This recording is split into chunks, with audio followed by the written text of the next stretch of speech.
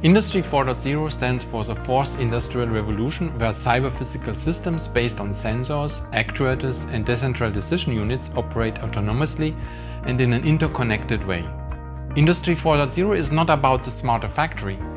It also relates to connected products, connected customers, smarter services, and last but not least, connected workers. Many call Industry 4.0 also industrial IoT.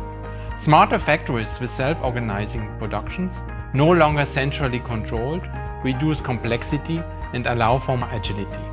Connected products equipped with sensors give valuable information on the product state and the way it is used.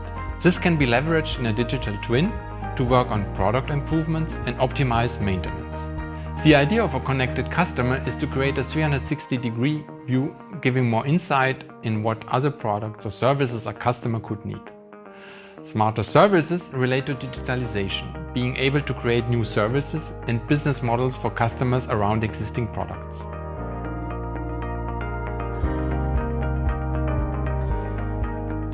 We strongly believe that the worker will still have its place in Industry 4.0.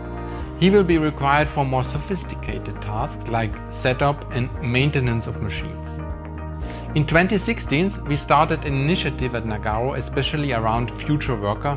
We called it Connected Worker 4.0. He will leverage new technologies like smart glasses and assisted reality, which enables him to work hands-free, using voice commands, get contextual instruction and checklists for his tasks, and be able to share what he sees with a remote expert through his integrated video camera.